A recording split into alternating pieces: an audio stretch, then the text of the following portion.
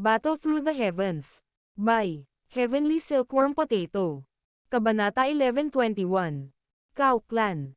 Kalalabas lang ni Xiaoyan sa Pale Refinement Room nang makita niya ang Little Fairy Doctor sa labas. Mabilis itong lumapit sa kanya at nakakunot ang noo habang nagtatanong. Anong nangyari? Ibinuka ng Little Fairy Doctor ang kanyang mga kamay habang sinusulyapan ang nakasimangot na si Xiaoyan. Sumagot siya. Nakaranas ng problema ang Ye Clan. Problema? Mayroon pa bang taong naglakas loob na humanap ng gulo sa Ye Clan? Lumipad ang mga mata ni Xiaoyan sa paligid niya at natuklasan na ang mga bantay ng Ye Clan, na orihinal na nandito, ay umalis na. Maliwanag, ang problema sa pagkakataong ito ay hindi karaniwan. Gayunpaman, ang bagay na naging sanhi ng kakaibang pakiramdam ni Xiaoyan ay kakaunti ang mga tao na nangahas na humanap ng gulo sa Ye Clan pagkatapos ng malaking labanan noon. Sino lang ang dumating sa oras na ito? Ang mga dumating sa pagkakataong ito ay hindi isang ordinaryong paksayon. Mukhang naunawaan ng Little Fairy Doctor ang iniisip ni Xiaoyan nang sumulyap ito sa kanya. Tumawa siya. Cao Clan, isa sa 5 dakilang clans ng Pale Region. Cao Clan. Napakunot ng noo si Xiaoyan. Natural na narinig niya ang tungkol sa 5 dakilang angkan ng Pale Region. Isa sa kanila ang angkan ng Cao na ito. Siyempre, ang angkan na ito ay hindi maikukumpara sa bumababang Ye Clan. Tila walang katapusang bilang ng mga mahuhusay na alchemist sa clan na iyon. Naging sanhi ito ng paglaki ng reputasyon ng angkan ng Cao. Maliban sa angkan ng Dan, na nagpapanatili ng napakababang profile, malamang na ang angkan ng Cao ang pinakamalakas sa 5 dakilang angkan. Bukod dito, ang angkan ng Cao ay itinuturing na bahagi ng mga mataas na antas ng Pale Tower. Sa suportang ito, kahit isang paksayon tulad ng Ice River Valley ay hindi maglalakas loob na saktan sila ng madali. Pagkatapos ng lahat, alam ng lahat sa Central Plains ang tungkol sa kakayahan ng Pale Tower. Iyon ang dahilan kung bakit ang angkan ng Cao ay tumaas. Lumalawak ang impluwensya ng Pale Region. Kung ikukumpara sa humihinang Ye Clan, ang isa ay maituturing na nasa langit habang ang isa ay nasa lupa. Bakit sila naparito upang humanap ng gulo sa angkan ng Ye? Napaisip si Xiaoyan. Hindi niya inaasahan na darating ang angkan ng Cao at makikialam. Mukhang dahil sa isang kasal na may kaugnayan kay Xinlan. Noong si Ye Zong at ang iba pa ay nasa desperado na sitwasyon, binalak nilang pakasalan si Xinlan sa angkan ng Cao. Sa gayon, matutulungan sila ng angkan ng Cao na makapasa sa pagsubok. Gayunpaman, ang angkan ng Ye ay tuluyang lumunin ng angkan ng Cao. Kaya't, kung sino ang aasahan ng angkan na ito pagkatapos mong sumuko ang Cao? Ipilit na ilayo si Xinlan. Ipinaliwanag ng Little Fairy Doctor ang sitwasyon. Bahagyang lumungkot ang ekspresyon ni Xiaoyan nang marinig ito. Ang angkan ng Cao na ito ay masyadong mapagmataas. Maaaring sabihin nila na gusto nilang pakasalan si Xinlan, ngunit malamang na ang kanilang intensyon ay ang Ye Clan. Nasaan ang matandang Ginoong Yao? Nandoon na siya sa harapan, nakatayong nagbabantay at pinipigilan ang angkan ng Cao na gumamit ng dahas. Tumanggaw si Xiaoyan. Saglit siyang nag-isip bago tumalikod at tumungo sa harapan. Seryoso niyang sinabi. Tara na, gusto kong makita kung gaano kahusay ang angkan ng Cao na ito.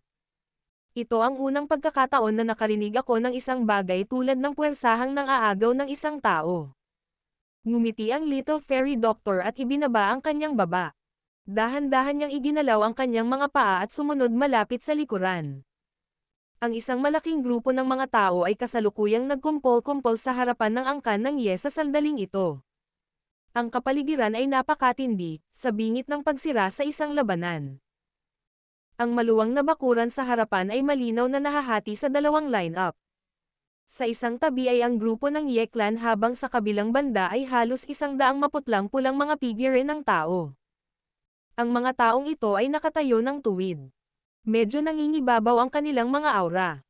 Ang kanilang mga mata, na nanunood sa grupo ng angkan ng Ye, ay nagsiwalat ng kahusayan na kanilang naramdaman.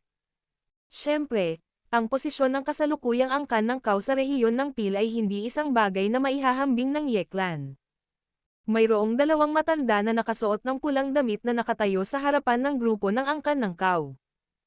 Ang dalawang taong ito ay nagsusuot ng walang pakialam na mga ekspresyon. Isang maringal na aura ang tumatagos sa kanilang katawan. Ang dalawa nilang kamay ay ipinasok sa kanilang manggas. Sa hitsura nito, hindi sila ordinaryong tao.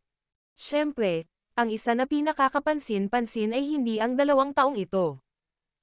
Sa halip, ang pinakakapansin-pansin ay ang isang matanda at isang binata na nakasuot ng kulay purple na damit ng alchemist. Mukhang medyo matanda na ang matanda na nakasuot ng kulay abo. Ang kanyang mukha ay puno ng mabibigat na kulubot, at siya ay tila malapit na sa katapusan ng kanyang buhay. Gayunpaman, sa pamamagitan ng pagiging makatayo sa harapan, hindi na kailangang gamitin ng isa ang kanyang ulo upang malaman na ang katayuan ng taong ito ay talagang pambihira.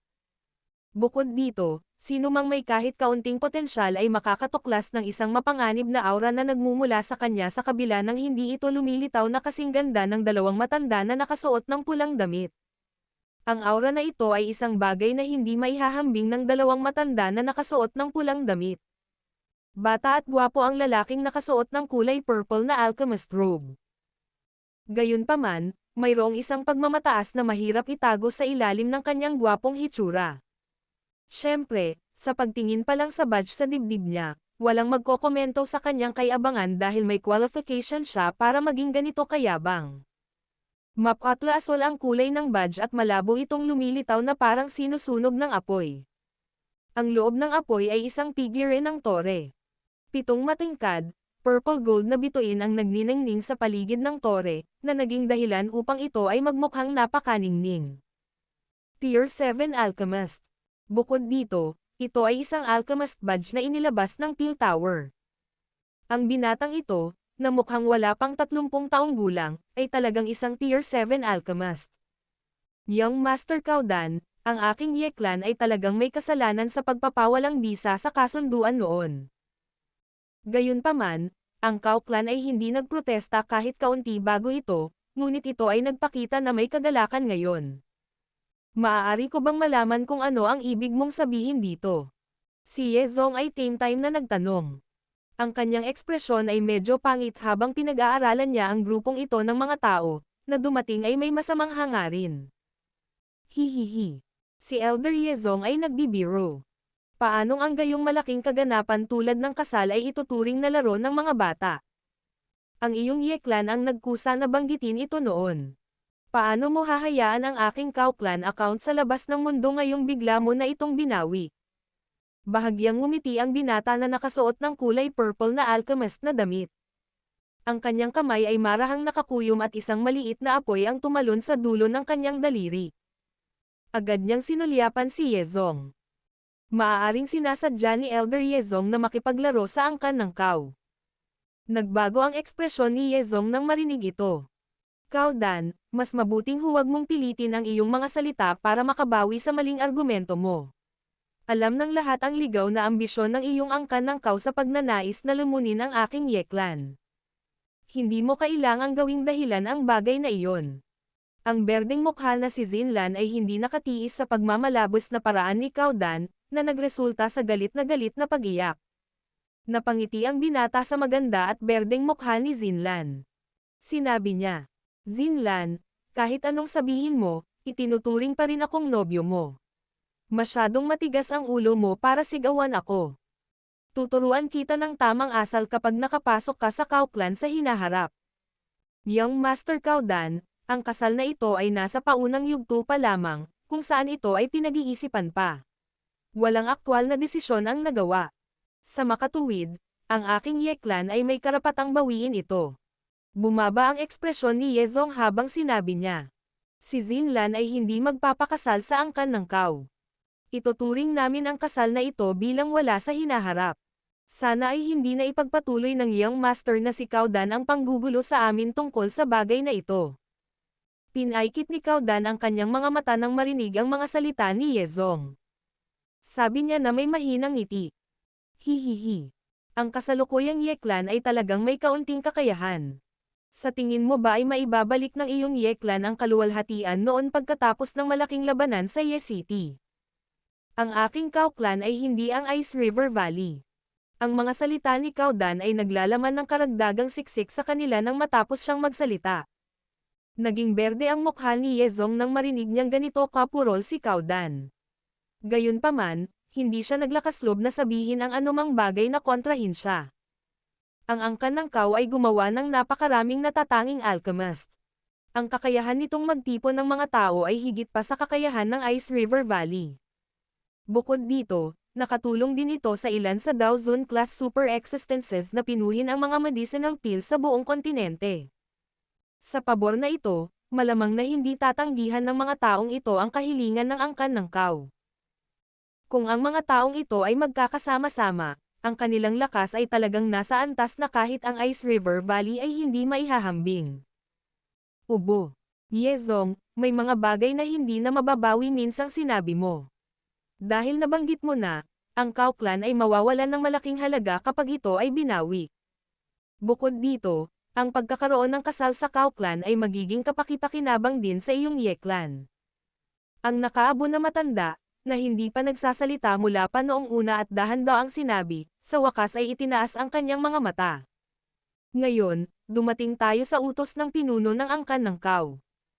Dapat nating isama ang tao. Nagbago ang ekspresyon ni Yezong nang marinig ito. Gayunpaman, medyo natakot siya nang tingnan niya ang matanda na ito na nakasuot ng kulay abo. Mapait siyang sumagot.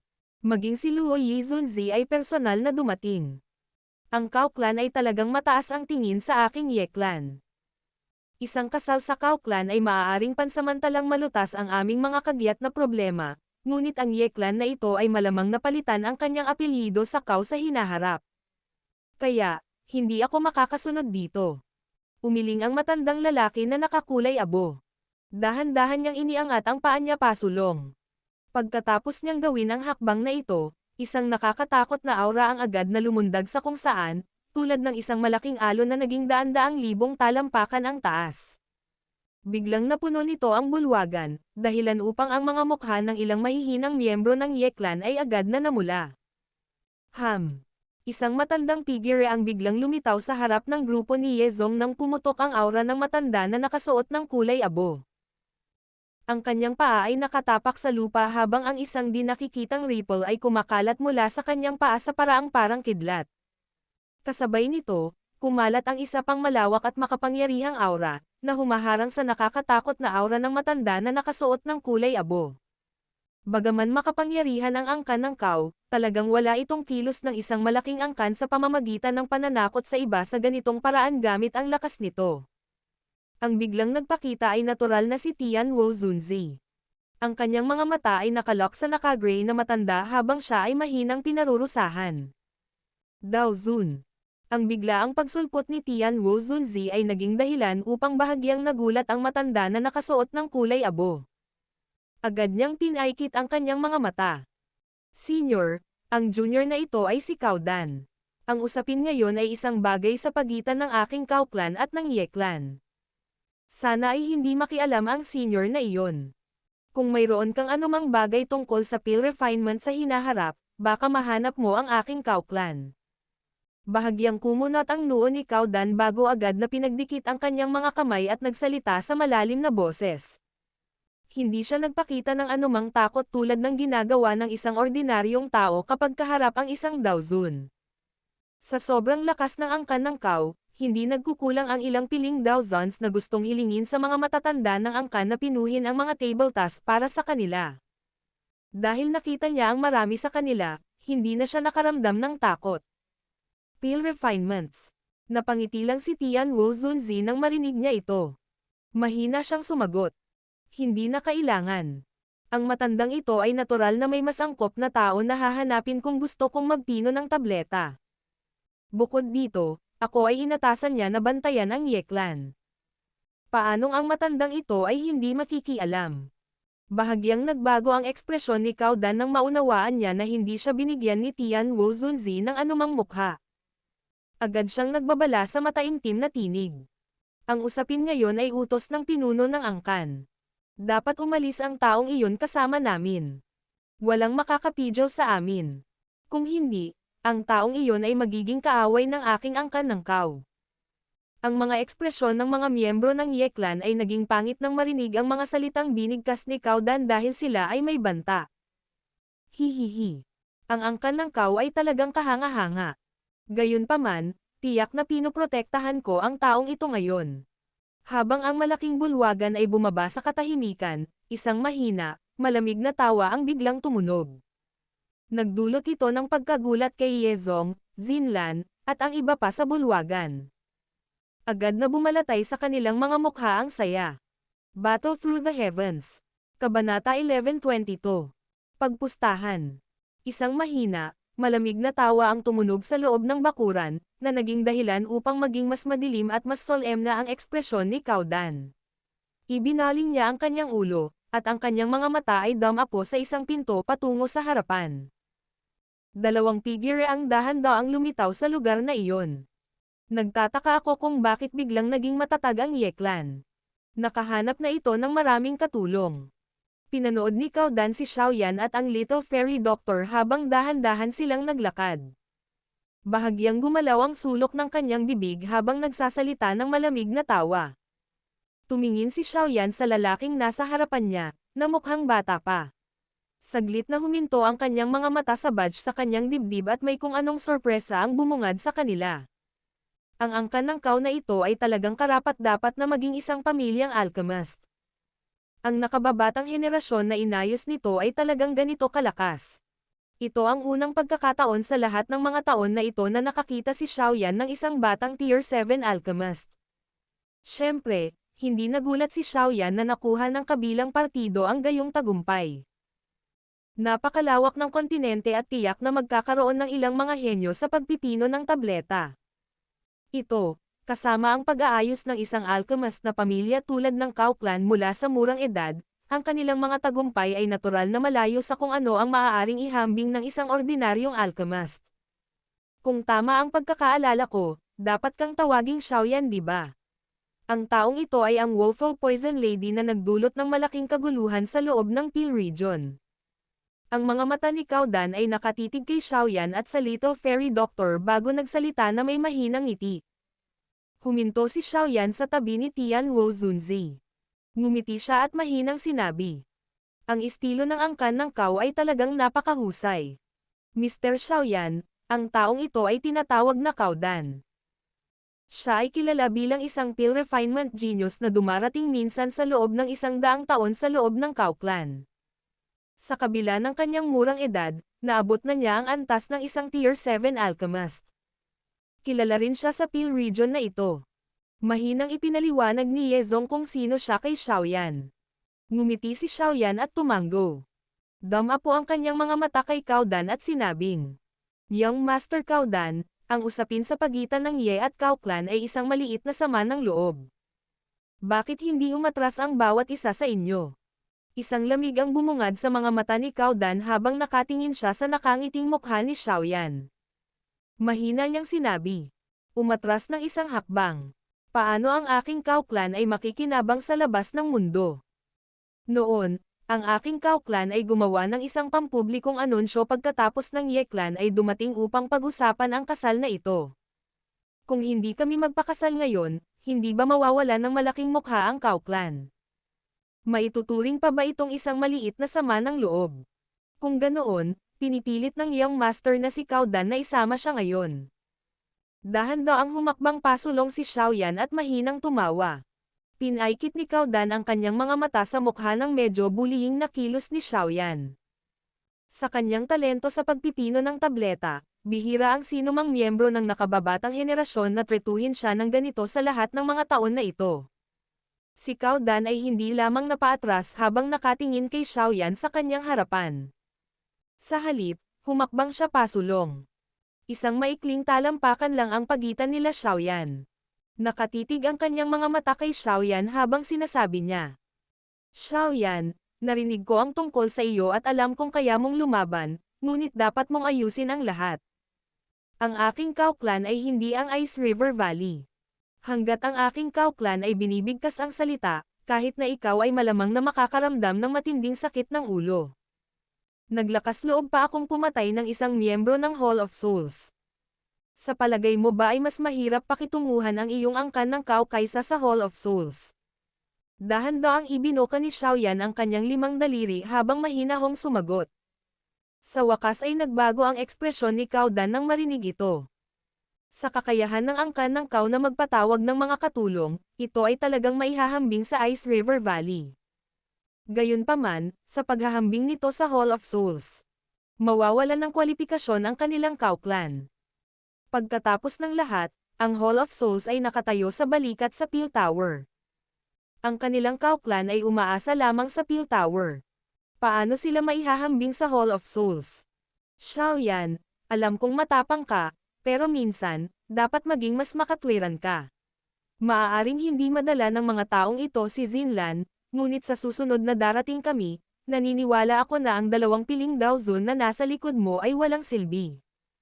Ang aking Cao clan ay nagtataglay ng kakayahang ito. Sa pagmamalaki ni Cao Dan, natural na imposible para sa kanya na magpasakop kay Xiaoyan. Kaya naman, agad at malamig na tumawa siya habang tumugon sa malalim na boses.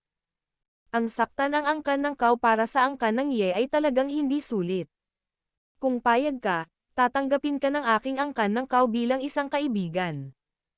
Ngumiti si Xiaoyan at umiling. Sinabi niya, kalimutan mo na ito, Young Master Cao Dan.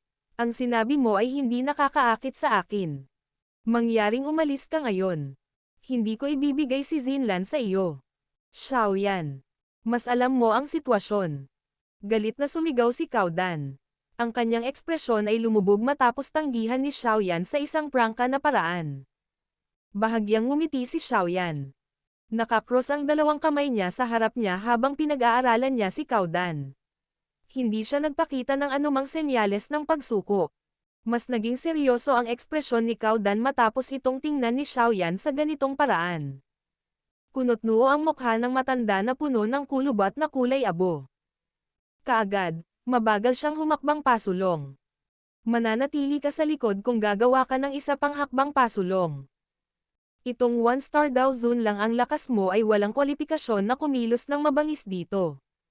Humakbang pa lang ang matanda at nakasuot ng kulay abong lalaki nang kumislap ang puting figure sa kanyang harapan.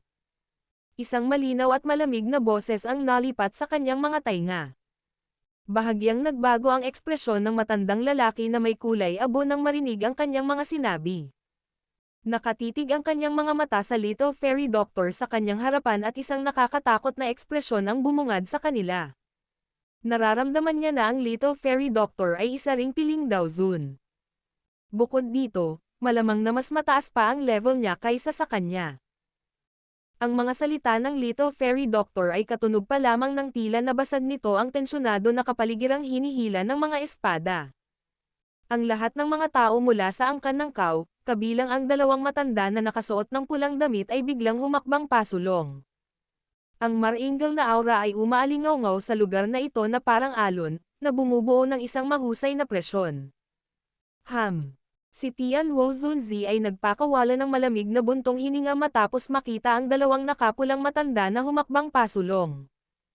Isang hakbang din siya pasulong at lumitaw sa kaliwang bahagi ni Xiaoyan. Isang malakas na aura ang lumabas at pinigilan ang mga aura ng halos 100 tao sa kabilang panig. Hihihi.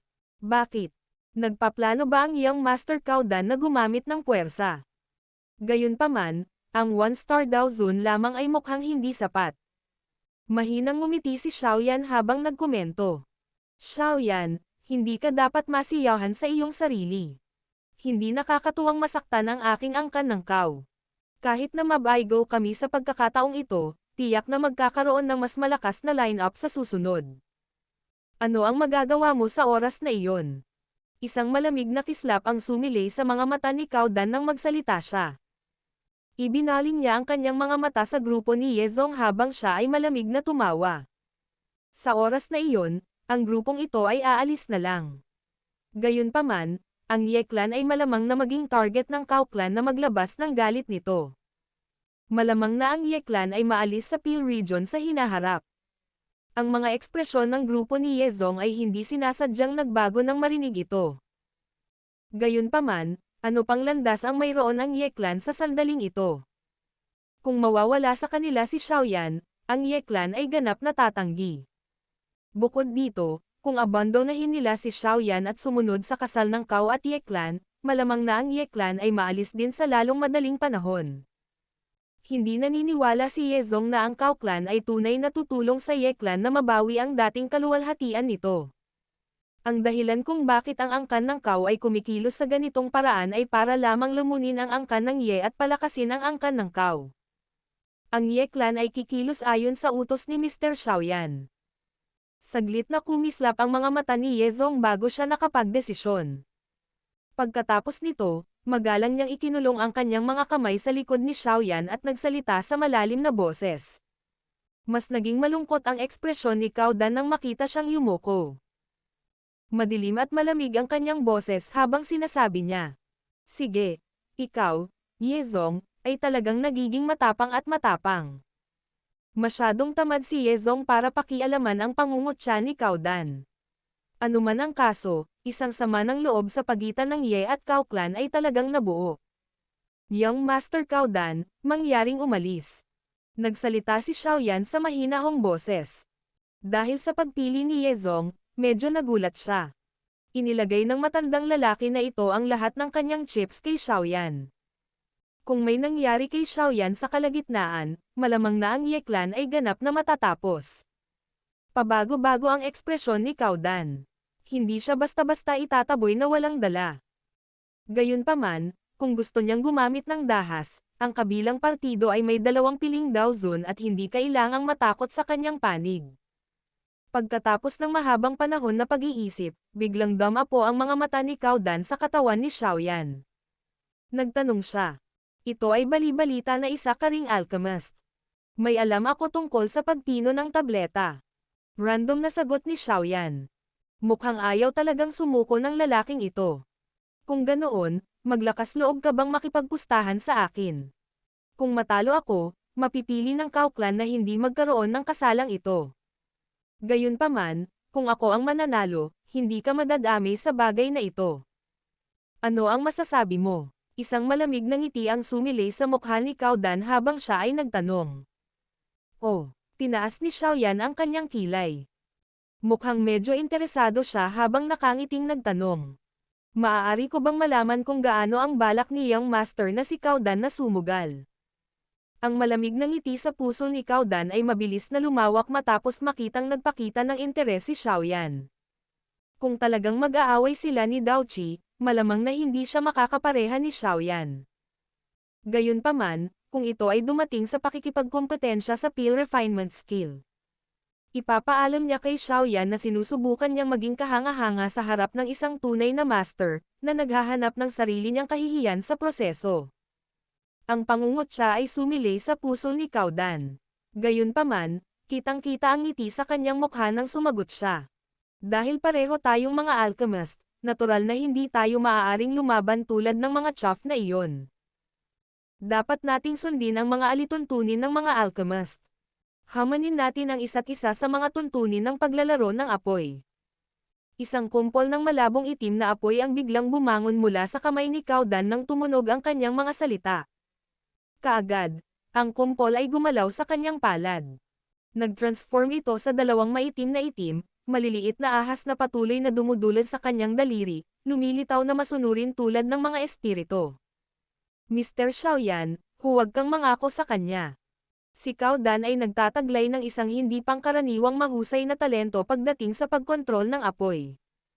Kahit sa angkan ng Cao, mabibilang ng isang tao ang mga taong hihigit sa kanya gamit ang mga daliri. Nagmamadaling pumasok si Ye Zong nang marinig ang mga salita ni Cao Dan.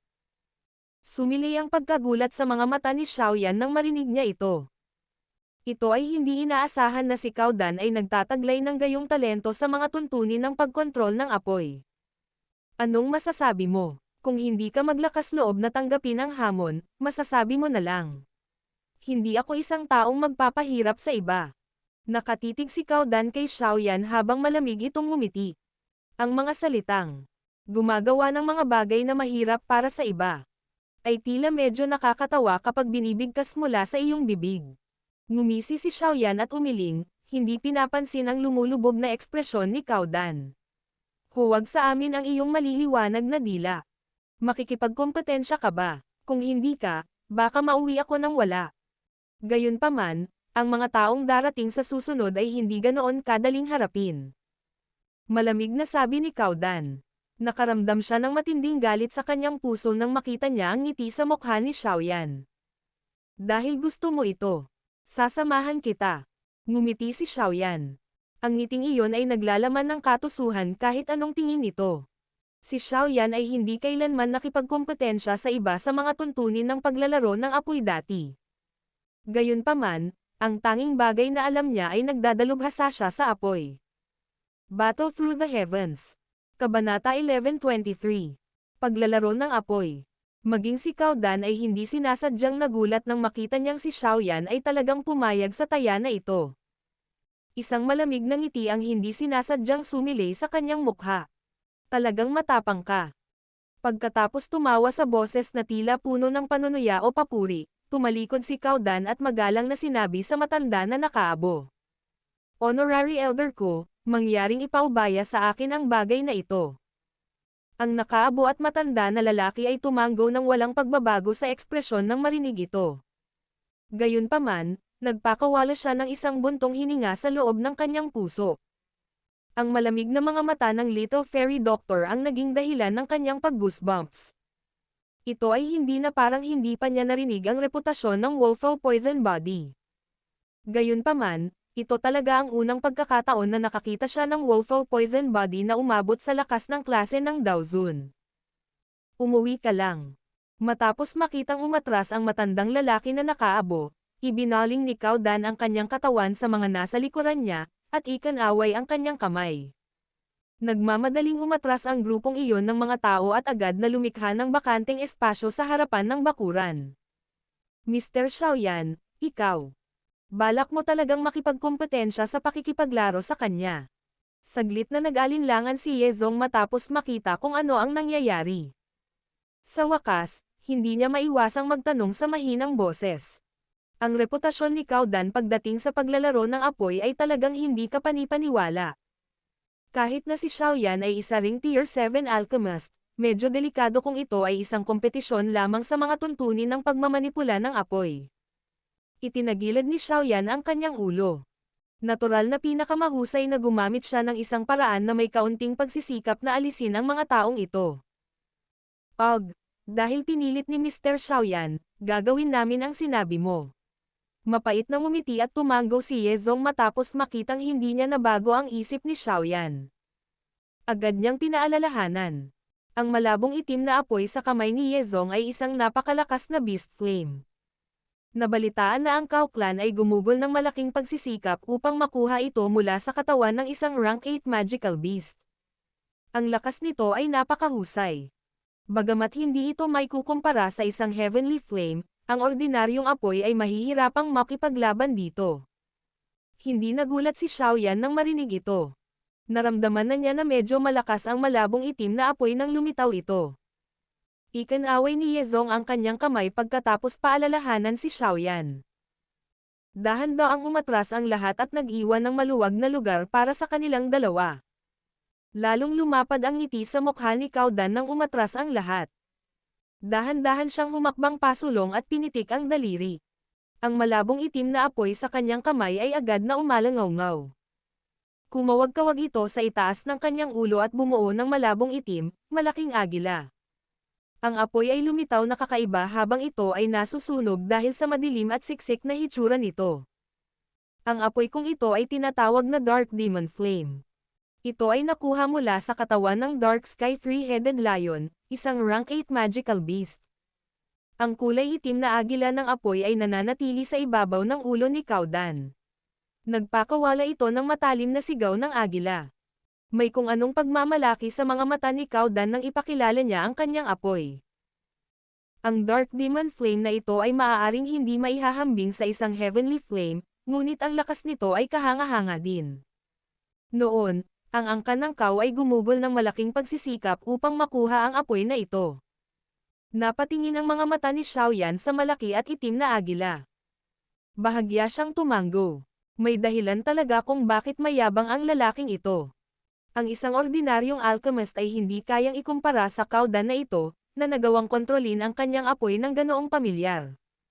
Sa kasamaang palad para sa kanya, ang pagmamanipula ng apoy ay isang espesyalidad ni Xiaoyan, lalo na pagkatapos niyang masanay ang flame creation skill.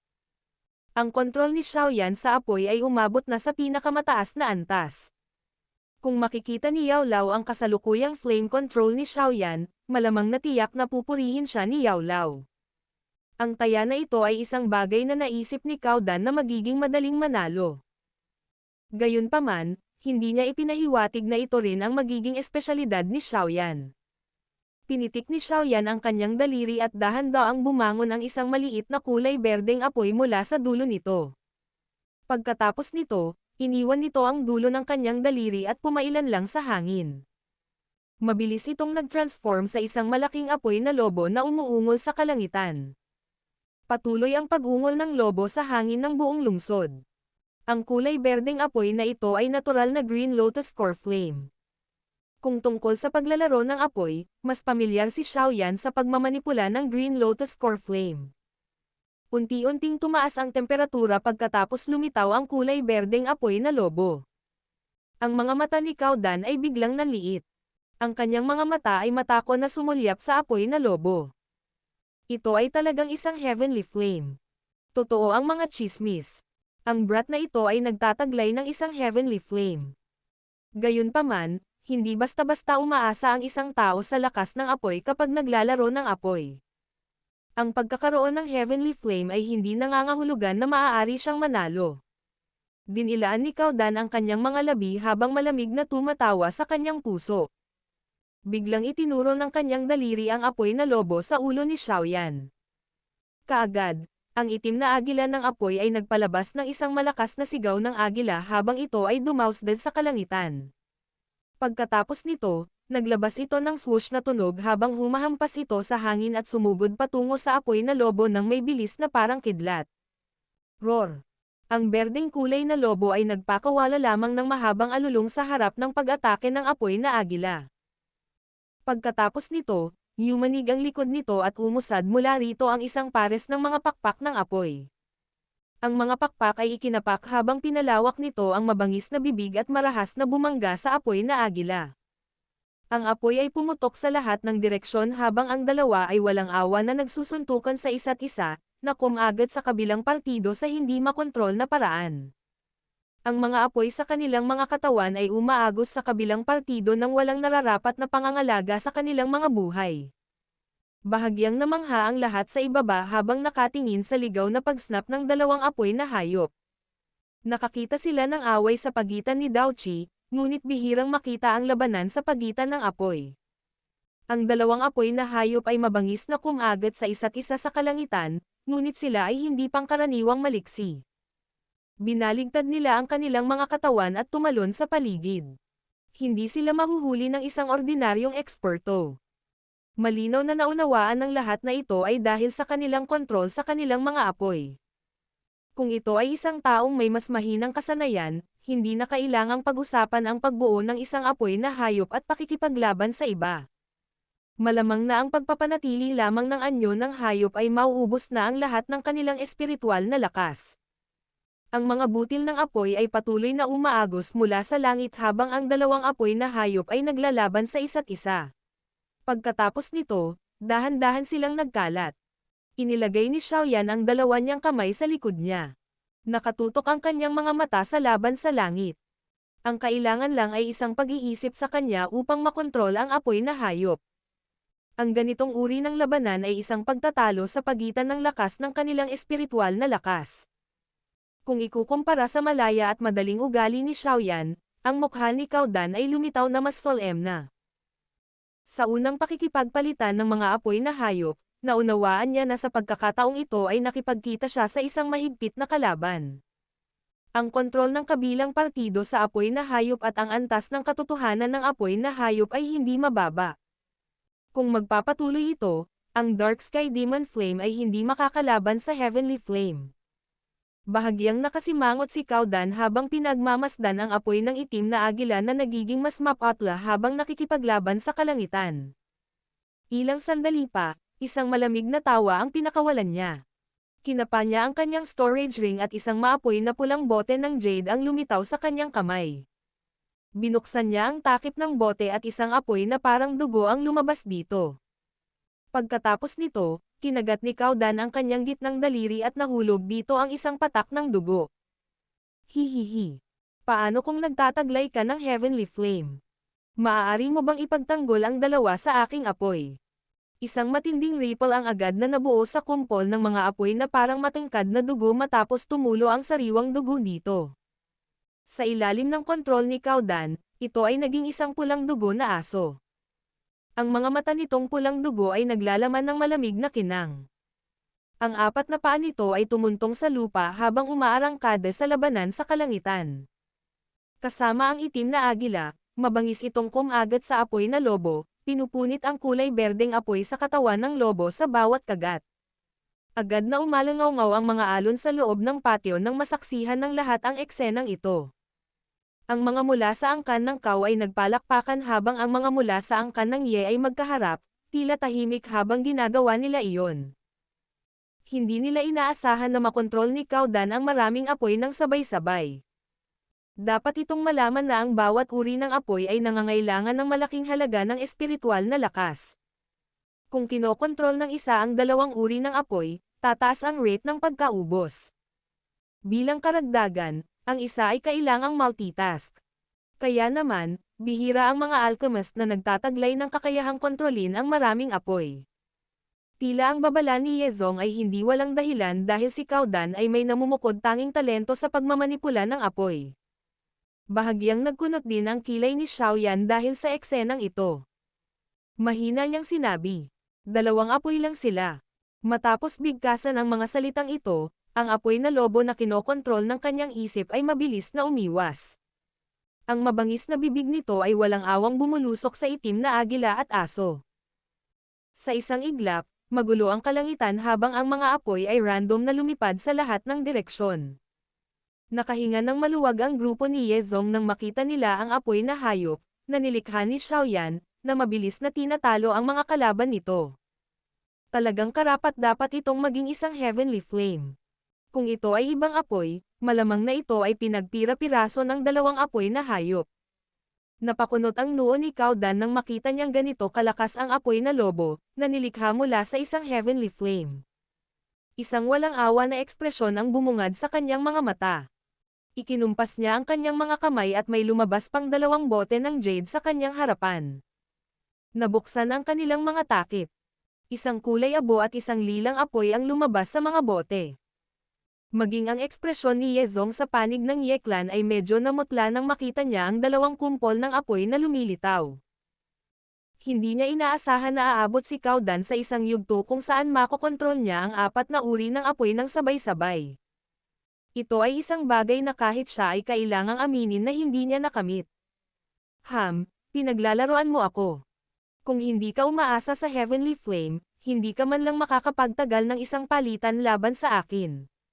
Malamig na tumawa si Cao Dan. Isa pang 2 patak ng dugo ang pumasok sa 2 kumpol ng apoy. Kaagad, ang 2 kumpol ng apoy ay nag-transform sa apoy na mga hayop na umaarangkada. Pagkatapos nito, pinalibutan nila ang kulay berdeng apoy na lobo. Sa ilalim ng mga pag-atake ng 4 na apoy na hayop mula sa lahat ng direksyon, maging ang apoy na lobo, na nabuo mula sa isang heavenly flame, ay hindi nakatiis. Sa pamamagitan ng pagkontrol sa 4 na uri ng apoy, ang kanilang pinagsamang pag-atake ay talagang napakalakas. Gayunpaman, malinaw na ito ang limitasyon ng Cao Dan. Masasabi ito ng isang tao mula sa maputlang kaputian ng kanyang mukha. Xiaoyan, ang paglalaro ng apoy ay hindi lamang umaasa sa kalidad. Napakahalaga din ng dami. Dapat mong tandaan ito sa iyong puso kapag nakikipagkompetensya ka sa iba sa hinaharap. Lalong yumaman ang ngiti sa mukha ni Cao Dan habang pinagmamasdan ang pagkatalo ng apoy na lobo. Lumingon ang kanyang mga mata kay Xiaoyan habang hindi sinasadyang tumawa sa medyo nasisiyahang tono. Bahagyang sumulyap si Xiaoyan sa kanya. Agad siyang tumawa. Salamat sa iyong paalala, Young Master Cao Dan. Dahil ito ang kaso, mananalo ako sa dami. Pagkatapos magbitaw ng mga salitang nag-uudyok, pinitik ni Xiaoyan ang kanyang daliri. 10 bote ng jade ang lumitaw. Pagkatapos nito, isang boom ang tumunog, at sila ay naghiwalay. Matapos mabasag ang 10 bote ng jade, dahan-dahang bumangon ang 10 kumpol ng apoy ng iba't ibang kinang sa harap ng maraming nakatulalan na mga mata. Pagkatapos nito, sila ay kumandat saglit bago sila naging 10 mabangis na apoy na hayop. Ang mga apoy na ito ay pawang beast's flames. Ang mga ito ay pagkain na nakuha ni Xiaoyan para sa life-transforming flame. Gayunpaman, ngayong taglay na niya ang Corbid, nawala na ang layunin ng beast's flames. Hindi inaasahan na magagamit niya ang mga ito ngayon. Bumaling ang mga mata ni Xiaoyan sa mukha ni Cao Dan, na naging mapurol halos kaagad. Ang sulok ng kanyang bibig ay naglalaman ng pangungutya. 4 na uri lamang ng apoy ang maaari mong kontrolin, ngunit naglakas loob kang lumabas at makipagkompetensya sa iba sa mga tuntunin ng pagmamanipula ng apoy. Battle Through the Heavens. Kabanata 1124. Witch ng Cao Clan. 10 kumpol ng iba't ibang kulay na apoy ang naging mabangis na apoy na dahan-daang umangat sa kalangitan. May iba't ibang kulay na kumikinang na damapo sa mga natulala na ekspresyon ng lahat sa ibaba habang ginagawa nila iyon, na naging sanhi ng kakaibang hitsura ng eksena. Ang 10 uri ng apoy kasama ang naunang Green Lotus Core Flame ay bumubuo ng kabuoang 11 apoy. Nakontrol ni Xiaoyan ang 11 apoy gamit ang sarili niyang lakas. Tahimik ang looban habang pinapanood ng lahat ang nakakagulat na eksenang ito. Ilang sandali pa bago lumabas ang ilang ingay mula sa paglanghap ng malamig na hangin.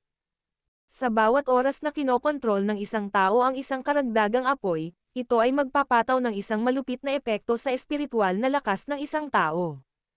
Sa kakayahan ni Cao Dan, na kaya niyang kontrolin ang 4 na uri ng apoy. Higit pa rito, ito ay nagbigay daan sa kanya na umabot sa punto kung saan halos hindi na niya mahanap ang anumang kalaban sa loob ng angkan ng Cao, ngunit ang kasalukuyang Xiaoyan ay nagbigay daan sa kanya na maunawaan kung ano ang ibig sabihin ng palaging may mas mahusay na tao doon. 11 uri ng apoy. Kahit na gamitin ni Cao Dan ang lahat ng kanyang espiritual na lakas, malamang na hindi niya sila lubos na makokontrol, lalo na ang pagbabago sa kanila sa mga anyo ng hayop upang makipaglaban sa iba. Ang mabangis na apoy ay tumaas sa hangin. Ang mataas na temperatura na kumalat ay naging sanhi ng pagkatuyo ng bibig ni Cao Dan. Mas lalong namutla ang medyo namumutla na niyang mukha. Ang kakayahan ni Xiaoyan ay isang napakalaking dagok sa kanya. Paano ito posible? Mahinang ungol ni Cao Dan sa kanyang bibig. Ang kanyang mga mata ay puno ng hindi makapaniwala. Si Xiaoyan ay mukhang mas bata sa kanya. Paano naging posible para sa kanya na kontrolin ang 11 uri ng apoy? Ang antas na ito ay isang bagay na kahit ang kanyang kapatid na babae, na itinuturing na isang mangkukulam sa kanyang angkan, ay hindi magawa. Imposible. Lalong namula ang mga mata ni Cao Dan pagkatapos niyang ibulalas ang salitang iyon. Nagmukha siyang adik sa sugal na malapit nang mawala ang lahat ng kanyang kayamanan. Nagpakawala siya ng galit na galit nang may pumasok na ideya sa kanyang puso. Ang 4 na apoy na hayop sa kalangitan ay nagbuga ng mababa at malalim na dagandong habang sila ay umaalingaw-ngaw sa maraming kulay na apoy na hayop ni Xiaoyan. Pinanood ni Xiaoyan si Cao Dan, nalalabas ng todo, na may walang pakialam na ekspresyon. Napaangat ang sulok ng kanyang bibig sa isang malamig na ngiti. Siya ay random na iwinagayway ang kanyang manggas at ang 11 apoy na hayop sa kalangitan ay lumitaw na parang mabangis na tigre na bumababa mula sa isang bundok habang sila ay nabangga sa 4 na apoy na hayop ni Cao Dan. Pagkatapos nito, nagsimula silang magpunit at kumagat sa isa't isa sa nakakabaliw na paraan. Patuloy na nagkalat ang mga kumpol ng apoy. Ang 4 na apoy na hayop ni Cao Dan ay bumaba sa isang napakaraming sitwasyon sa harap ng nakakatakot na bilang ni Xiaoyan. Hindi sila nagtagal bago unti-unting naputol ang apoy sa kanilang katawan. Pagkatapos nito, dahan-dahan silang naglaho ng sunod-sunod sa harap ng maraming mga mata sa harapan. Sa oras na nawala ang huling Fire Beast ni Cao Dan, 9 sa 11 Fire Beast na pag-aari ni Xiaoyan ay nakaligtas pa rin. Nang inig ang katawan ni Cao Dan nang mawala ang huling apoy na hayop. Agad na napaatras ng 2 hakbang ang kanyang mga paa sa gulat. Sabay ungol sa kanyang lalamunan. Ang mga apoy na hayop na iyon ay naglalaman ng ilan sa kanyang natitirang espiritual na lakas. Kaya naman, ang pagkawala ng mga apoy na hayop na iyon ay nagdulot ng kaunting pinsala sa kanyang espiritual na lakas. Si Caudan, na umaatres, ay nagmamadaling ainal-alayan ng dalawang matanda sa likuran niya. Nakatitig ang kanyang mga mata sa siyam na apoy na hayop sa kalangitan, at ang kanyang mukha ay humalili sa puti at berde. Hindi niya inaasahan ang taya, akala niya ay siya ang mananalo, ay haantong sa kanya na matalo sa ganoong kahabag-habag na paraan ni Xiaoyan. Napatingin si Xiaoyan kay Caudan. Idinilat niya ang kanyang bibig at ang apoy na lobo ay nag-transform sa isang maliit na apoy ng berdeng kulay. Bumaba ang apoy bago pumasok sa bibig ni Xiaoyan. Ang 8 iba pang mga apoy na hayop ay unti-unting naging wala sa loob ng maikling sandali. Ang mga apoy na ito, na hindi pa napipino upang maging buto ng apoy, ay maaari lamang gamitin ng isang beses. Pagkatapos ng isang paggamit, sila ay magkakalat kung ang enerhiya sa loob ng mga ito ay hindi napunan. Young Master Caudan, mangyaring umalis. Binawi ni Xiaoyan ang Green Lotus Core Flame. Mas maganda ang ekspresyon niya kung ihahambing kay Caudan. Anay na siya sa flame creation skill at sobrang pamilyar sa pagmamanipula ng apoy. Bukod dito, ang lakas ng kanyang espiritual na lakas ay malayo sa kung ano ang maihahambing sa mga katulad ni Caudan. Lalong naging pangit ang ekspresyon ni Caudan nang marinig niya ang kanyang utos. Natalo siya kay Xiaoyan sa harap ng napakaraming tao. Bukod dito, natalo siya sa pagmamanipula ng apoy, ang kanyang espesyalisasyon. Ito ay walang alinlangan na katumbas ng pagbibigay sa kanya ng isang walang awa na sampal. Sige. Hindi ka takatakang umasa si Yezong sa iyo. Talagang nagtataglay ka ng ilang kakayahan. Minamaliit kita. Huminga ng malalim si Caudan. Pinigilan niya ang galit, na nagmula sa kahihiyan, na bumabangon sa kanyang puso habang nagsasalita siya sa isang madilim na boses. Bahagyang ngumiti si Xiaoyan. Maaaring sabihin ni Caudan na siya ay isang Tier 7 alchemist, ngunit sa paraang nakita ito ni Xiaoyan, si Caudan ay, sa pinakadulo, ay nasa mababang baitang ikapitong baitang. Hindi siya maituturing na isang mahusay na kalaban. Hindi magiging mahirap kung sasalubungin siya ni Xiaoyan sa Peel Gathering sa hinaharap. Natalo ako ngayon. Magtiwala ka na tutuperin ko ang aking salita. Hindi darating ang aking angkan ng Kao at makakahanap ng gulo sa loob ng ilang panahon. Ang maitim at mabangis na mga mata ni Caudan ay biglang lumingon sa grupo ni Yezong pagkatapos niyang magsalita. Pagkatapos ay nagpatuloy siya sa isang siksikan at malamig na paraan. Gayunpaman, ito ay isa lamang pag-iingay ng isang baliw kung ang iyong Ye clan ay nais na mabawi ang isang Elder Sith. Ang aking Cao clan ay hindi handang makita ang ganoong bagay na nangyayari. Wala pang isang buwan bago magsimula ang pagsusulit. Gusto kong makita kung ang iyong Ye clan ay maaaring umasa sa kanya sa nangungunang 3 pwesto. Bahagyang nagbago ang ekspresyon ni Yezong. Malamig niyang sinabi. Hindi mo kailangang mag-alala tungkol sa bagay na ito sa ngalan ng Ye clan. Napangiti si Caudan. Agad na lumingon ang kanyang tingin kay Xiaoyan habang sinasabi niya. Xiaoyan, talagang napakalakas mo. Gayunpaman, naniniwala ako sa malaot madali, pagsisisihan mo ang pagkakasala sa angkan ng Cao. Natapos mo na bang sabihin ang lahat ng kailangan mo? Kung mayroon ka, mangyaring. Nag-cross finger si Xiaoyan at mahinang nagutos ng hindi binigyan ng karagdagang tingin si Caudan. Si Caudan ay napuno ng galit dahil sa walang pakialam na ugali ni Xiaoyan. Kung hindi sinusuportahan ng dalawang elite na Daozun si Xiaoyan, malamang na hindi niya makontrol ang sarili at maaatake si Kuyi Zunzi, na magbibigay ng masamang aral sa 40 na taong ito. Isa kang alchemist. Sa tingin ko ay sasali ka rin sa Peel Gathering. Sa oras na iyon, natural na mayroong isang tao sa aking angkan ng Cao na mag-aalaga sa iyo. Tara na, nanlilisik ang mga mata ni Caudan kay Xiaoyan sa mapanganib na paraan. Ilang sandali pa, naglabas siya ng mga malupit na salita bago biglang tumalikod. Kasabay ng pagkumpas ng kanyang kamay, nilisan niya ang bakuran na ito ng may matinding ayaw habang bitbit ang isang katawan na puno ng galit. Ang lahat ng mga eksperto mula sa angkan ng Kao sa likod niya ay nagharap sa isa't isa bago nagpakawalan ng tahimik na buntong hininga at nagmamadaling sumunod. Ang mga miyembro ng Ye Clan ay nakahinga ng maluwag nang makita nila ang mga tao mula sa angkan ng Kao na umalis sa isang malungkot na paraan.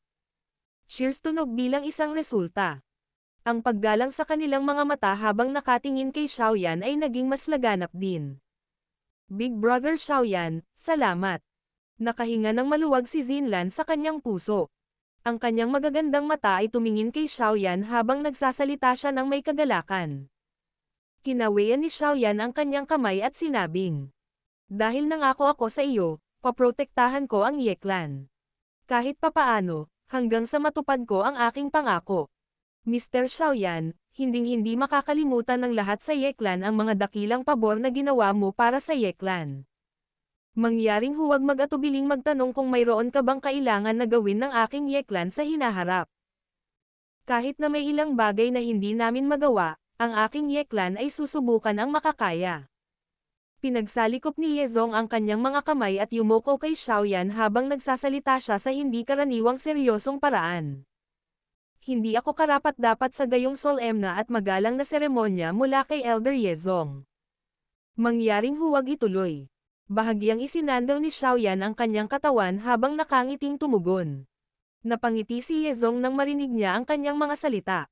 Lumibot ang kanyang mga mata sa direksyon kung saan nawala si Cao Dan. Gayunpaman, may kaunting pag-aalala sa kanyang mga mata habang siya ay bumantong hininga. Mula sa mga salitang binitiwan ni Cao Dan kanina, sa palagay ko ang bruhang iyon mula sa angkan ng Cao ay malamang na bumalik. Which? Itinaas ni Xiaoyan ang kanyang ulo nang marinig ito, nakaramdam ng kaunting pag-aalinlangan habang ginagawa niya iyon. Mapait na tumawa si Yezong nang makita niya ang kawalan ng katiyakan ni Xiaoyan. Tinanong niya, "Mr. Xiaoyan, ano ang tingin mo kay Cao Dan? Ang kanyang karakter ay hindi kahanga-hanga, ngunit mayroon siyang kaunting kasanayan sa mga tuntunin ng pagkontrol ng apoy. Bukod dito, naaabot niya ang antas ng isang Tier 7 alchemist sa murang edad. Ang kanyang talento ay karapat-dapat na ilarawan bilang isang henyo." Sinabi ni Xiaoyan ang kanyang mga iniisip. Bagamat mayabang si Cao Dan, mayroon siyang disenteng kakayahan.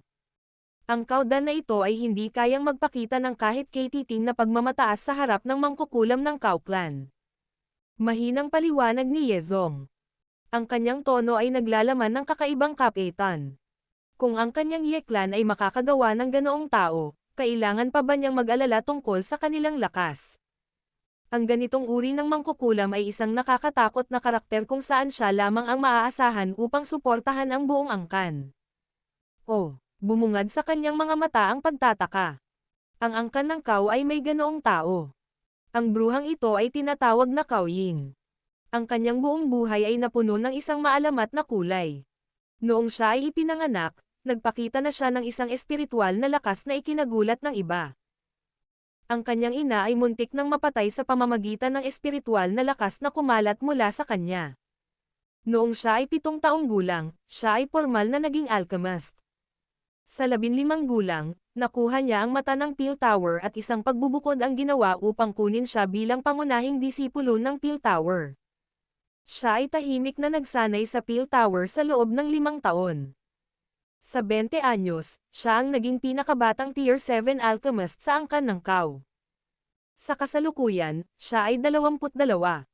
Ang mahinang boses ni Yezong ay nananatili sa bakuran, na naging dahilan upang ang lahat ng mga miyembro ng Ye Clan ay nahiya nang marinig ito. Kung ikukumpara kay Cao Ying, sila ay mga walang kwentang tao na naghihintay lamang na mamatay. Siyempre, hindi lang sila ang nag-react ng ganito. Maging ang mukha ni Xiaoyan ay nagpakita ng solemna na ekspresyon. Ang rehiyon ng Central Plains ay talagang napuno ng maraming mga nakatagong talento. Kung ang dahilan ng pagkakaroon niya ng kasalukuyang tagumpay ay dahil sa kombinasyon ng parehong talento at pagsisikap, ang Cao Ying na ito ay malamang na talagang isang munting mangkukulam na pinagpala ng langit. Umaabot sa Tier 7 sa 20 taong gulang. Sa loob ng 2 taon na ito, tiyak na sumulong siya. Sa palagay ko ang kasalukuyang kanya. Napahinto si Yezong nang magsalita siya hanggang sa puntong ito. Puno ng pait ang kanyang mukha. Ang kasalukuyang nasa kanya ay dapat nasa tuktok ng antas Tier 7. Tahimik ang buong bakuran. Isang 22 taong gulang na Pick Tier 7 Alchemist. Ang tagumpay na ito ay malamang na makapasok sa nangungunang 10 kahit na kung ikukumpara sa 1,000 taon ng kasaysayan ng Alchemist. Si Cao Ying ay tiyak na sasali sa Peel Gathering na ito. Ayon sa tradisyon, kung ang isang tao ay nagnanais na dahan-daang sumulong upang maging isa sa mga higanteng pinuno ng Peel Tower, ang isa ay dapat na maging kampyon ng isang Peel Gathering. Napabuntong hininga si Yezong. Ang Cao Ying na ito ay lubos na ambisyoso. Sa makatuwid, tiyak na hindi niya tatalikuran ang Peel Gathering na ito. Bumaling ang mga mata ni Yezong sa seryosong mukha ni Xiaoyan at dahan-daang sinabi. Ang babaeng ito ay magiging isang mahusay na kalaban mo sa Peel Gathering. Battle Through the Heavens. Kabanata 1125. Presyon. Seryoso ang ekspresyon ni Xiaoyan habang tumatango. Kung ang Cao Ying na ito ay talagang nagtataglay ng isang nakaka-relax na karakter, malamang na hindi niya magugustuhan ang ganitong uri ng buhay habang nasa mataas na posisyon. Hihihi. Pero hindi dapat masyadong matakot si Mr. Xiaoyan. Maaaring malakas ang Cao Ying na iyon, ngunit kung makikipagkompetensya kayo sa isa't isa, walang makakaalam kung sino ang lalabas sa tuktok hanggat hindi pa siya nakakarating sa Tier 8. Maliban kung naabot niya ang antas na ito, walang garantisadong tagumpay. Ang pagpino ng mga gamot na table task ay paminsan-minsan ay umaasa sa kondisyon at kasawiang palad ng isang tao. Akala niya ay nag-aalala si Xiaoyan matapos siyang makitang bumaba sa katahimikan. Bahagyang tumanggo si Xiaoyan. Ang Tier 8 at Tier 7 ay dalawang ganap na magkaibang konsepto. Matapos ang lahat ng mga taon na ito, malamang na ang tanging alchemist na nakilala niya na maaaring magpino ng isang Tier 8 na medicinal pill ay si Yao Lao lamang. Nakilala ni Xiaoyan ang ilang Tier 7 alchemist pagkatapos makarating sa rehiyon ng Central Plains. Gayunpaman, hindi pa niya nakilala ang isang Tier 8 alchemist. Malamang na kahit na ang ilang mga eksperto sa klase ng Daozun ay kailangang maging lubhang magalang sa isang alchemist ng tier na ito. Magkakaroon sila ng posisyon na katulad ng taas na naabot ni Yao Lao sa Central Plains noon. Ang dahilan kung bakit kakaunti ang Tier 8 na alchemist ay malinaw na nagpahiwatig kung gaano kahirap sumulong sa antas na ito. Ang isang Tier 7 alchemist ay maaaring gumawa ng napakahusay sa Central Plains. Gayunpaman, kung nais ng isang tao na maabot ang punto kung saan kahit isang piling Daozun ay kusang loob na maging iyong manlalaban, ang isa ay, kahit papaano, ay kailangang maabot ang Tier 8. Inalis ni Xiaoyan ang mga iniisip sa kanyang puso habang siya ay nakangiti at sinabing, "Relax, siguradong magiging maganda ako sa Peel Gathering na ito. Gagawin ko ang aking makakaya kahit gaano pa kalakas ang mga kalaban." Ngumisi si Yezong at tumanggo nang marinig ang sagot niya.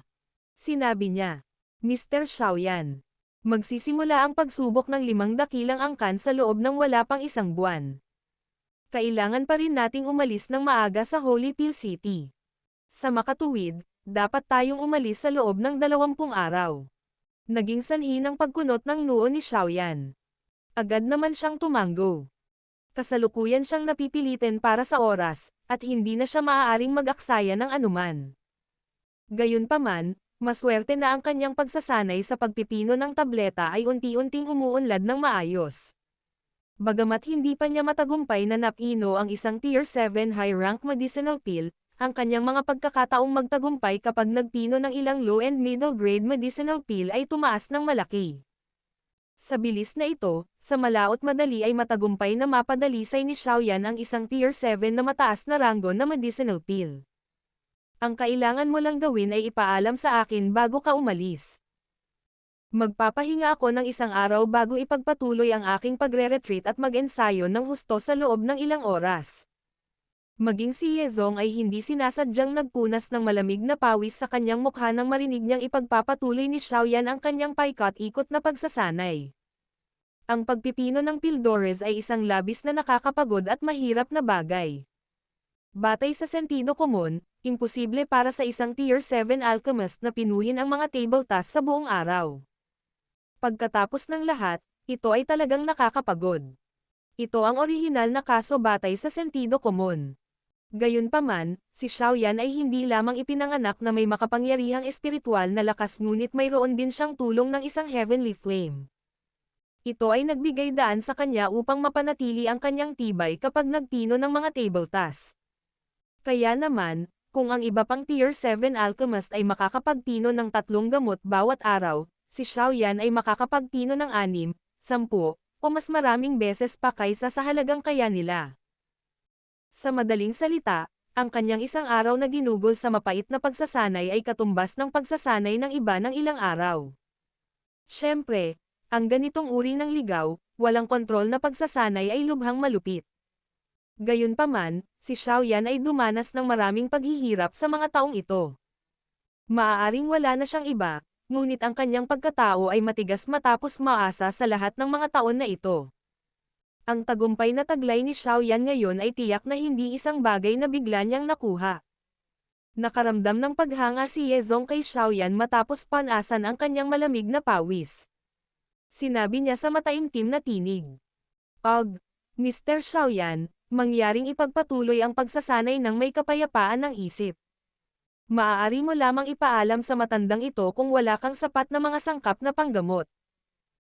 Kahit na kailangan kong ubusin ang buong koleksyon ng aking Yeklan, tiyak na susuportahan ko si Mr. Xiaoyan hanggang sa matapos mo ang iyong pagsasanay. Bahagyang tumango si Xiaoyan.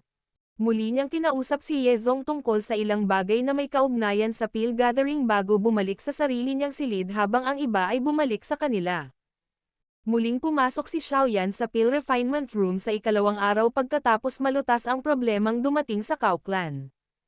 Pagkatapos nito, inihayag niya na siya ay magsasagawa ng isang retreat upang makisali sa malupit na pagsasanay. Di nagtagal, ang walang katapusang dami ng mga bihirang sangkap na panggamot ay dinala sa bodega ng Yeklan, at sila ay itinambak sa Peel Refinement Room. Dahil sa pagsulong ni Xiaoyan, ang Yeklan ay pansamantalang hindi na nahaharap sa anumang gulo mula sa Cao Clan. Bukod pa rito, ang Little Fairy Doctor at si Tian Wu Zunzi ay paminsan-minsan ay nagpapakita ng kanilang sarili. Nagdulot ito ng kaunting pagpigil sa mga paksayon na nagnanasa sa angkan ng Ye. 2 piling daw Zun, ang lineup na ito ay talagang hindi isang bagay na maaaring labanan ng isang ordinaryong paksayon. Kung wala ang gulo na nagmula sa labas ng mundo, ang Yeklan ay naging mas tahimik. Unti-unting damaloy ang oras sa gitna ng katahimikan, lumilitaw na parang buhangin na tumatagos sa pagitan ng mga daliri. Marahil ito ay dahil sa nalalapit na Peel Gathering, ngunit ang buong Peel Region ay naging kakaibang buhay. Halos lahat ng bahagi ng Peel Region ay nakakaranas ng trapiko na mas malaki kaysa karaniwan. Bukod dito, matutuklasan ng ilang mas mapagmasid na mga individual na ang iba't ibang mga alchemist ng iba't ibang mga pag-akyat mula sa iba't ibang lugar ay nagsimulang lumitaw sa loob ng Peel Region ng sunod-sunod. Maliwanag, narito ang mga taong ito dahil sa Peel Gathering. Ang Peel Gathering ay hindi lamang isang engranding kaganapan sa mundo ng mga alchemist, ngunit isa rin itong engranding kaganapan para sa Central Plains. Sa tuwing magsisimula ang Peel Gathering, ang Peel Region ay magiging focal point ng buong rehiyon ng Central Plains at kung minsan maging ang kontinente. Ang di mabilang na bilang ng mga tao o paksayon ay dumagsa tulad ng mga gutom na lobo na nakaamoy ng halimuyak ng laman. Isang alchemist ang pinakaiginagalang na trabaho sa kontinente ng Daochi. Lahat ay naiinggit sa kakayahan ng isang alchemist. Ang ilang mga alchemist ay maaaring hindi malakas pagdating sa labanan ang lakas. Gayunpaman, ang alchemist na iyon ay kailangan lamang na uminom ng isang maliit na medicinal pill upang makakuha ng mga eksperto na lumaban sa kanyang ngalan at kitilin ang buhay ng kabilang partido. Kaya naman, alam ng lahat sa kontinente na pinakamainam na iwasang masaktan ang isang alchemist, lalo na ang isang high-tier alchemist. Ito ay dahil ang mga taong ito ay tulad ng isang bahay pukyutan. Sa sandaling hinawakan ng isa ang isang mataas na tier alchemist, ang isa ay mag-iimbita ng walang katapusang dami ng problema. Ang isang mataas na tier alchemist ay isa ring taong pinakananais ng ilang paksayon. Upang makuha ang isa sa kanila sa ilalim ng kanilang mga pakpak, maraming paksayon ang maglalabas ng mga kaakit-akit na alok. Mayroong ilang mga paksayon na magtatapos sa pakikipaglaban hanggang sa dumaloy ang dugo na parang ilog upang agawin ang isang mataas na tier alchemist. Ang kilalang posisyon ng mga alchemist ay naging dahilan upang ang Peel Gathering ay isang pambihirang mahalagang okasyon. Alam ng lahat na ang ganitong uri ng pagtitipon ay makakaakit ng mga mahuhusay na alchemist mula sa buong kontinente. Ang mga maaaring tumayo sa kanila ay tiyak na nagtataglay ng isang mahusay na lakas. Hanggat ang isang paksayon ay nakapag-recruit ng isa sa mga alchemist na ito, walang alinlangan na nangangahulugan ito na ang kanilang lakas ay mabilis na tataas. Ito ang mga dahilan kung bakit napakaraming tao ang pumupunta sa Peel Region. Bukod dito, sa pag-agos ng panahon, ang napakalawak na rehiyon ng Peel na ito ay malamang na mapupuno ng higit pang mga tao na dumating pagkatapos marinig ang tungkol sa Peel Gathering. Habang ang trapiko ng tao sa loob ng Peel Region ay nagsisimula ng tumaas, ang oras ng pagsubok ng 5 dakilang angkan ay lumalapit din. Magalang na tumayo ang lahat mula sa Yeklan sa labas ng Peel Refinement Room sa pinakamalalim na bahagi ng Yeklan. Ang mga nakatayo sa harapan ay sina Yezong, Zinlan, at ilang elder ng Yeklan. Ngayon ang huling araw bago sila magsimulang maglakbay sa Holy Peel City. Ito rin ang araw na tatapusin ni Xiaoyan ang kanyang pag-urong. Si Xiaoyan ay hindi kahit kalahating hakbang palabas ng Peel Refinement Room sa loob ng 20 ilang araw na ito. Ang mainit na kapaligiran sa loob ng Peel Refinement Room ay naging sanhi ng kahit ilan sa mga miyembro ng Yeklan, na naghatid ng mga sangkap na panggamot, na matakot na manatili ng matagal. Kadalasan, dahan-dahan nilang ibinababa ang mga sangkap na panggamot bago nagmamadaling umalis sa katahimikan. Ang mga maitim na ulap ay madalas na nagtitipon sa kalangitan malapit sa likod bahay ng Yeklan sa loob ng 20 kakaibang araw na ito. Nagkaroon pa nga ng ilang pagtitipon ng kidlat sa loob ng madilim na ulap ng ilang beses. Gayunpaman, ang mga ulap ay biglang magkakalat kapag ang isang kidlat ay malapit ng bumaba. Ang ganitong uri ng pagbabago sa kalangitan ay natural na nakakuha ng atensyon ni Yezong at ng iba pa. Ang lahat ng kanilang mga puso ay bahagyang nayanig. Malinaw nilang naramdaman ang lumalakas na enerhiyang ripple na ibinubuga mula sa selyadong Peel Refinement Room nang bababa na ang Peel Lightning. Ang ganitong uri ng enerhiya na ripple ay lubos na katulad ng sitwasyon na lumitaw noong ang ilang Tier 7 high-grade na gamot na tableta ay malapit nang magkaroon ng hugis. Bagamat hindi nila alam kung bakit biglang mawawala ang sumisikat na alon ng enerhiya sa tuwing sasapit ito sa kritikal na sandali, naunawaan nilang lahat na ito ay sinadya ni Xiaoyan. Anuman ang intensyon ni Xiaoyan, naiintindihan nila ang isang bagay. Ang panahong ito ng mapait na pagsasanay ay tila napabuti ang kakayahan ni Xiaoyan sa pagpipino ng tableta. Creak. Creak.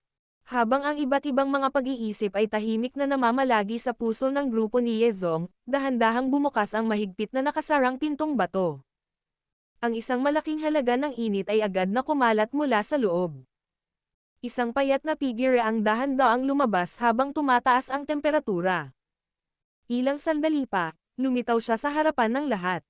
Medyo magulo ang damit ng payat na figure. Ang kanyang itim na buhok ay nakakalat sa kanyang ulo, at ang kanyang mukha ay may kalat-kalat na balbas. Medyo miserable ang itsura niya. Gayunpaman, ang kanyang maitim na mga mata ay hindi pangkaraniwang maliwanag. Sa hindi malamang dahilan, malabo na naramdaman ng grupo ni Yezong na medyo iba na si Xiaoyan sa dati, lalo na habang pinapanood nila itong lumabas ng Peel Refinement Room.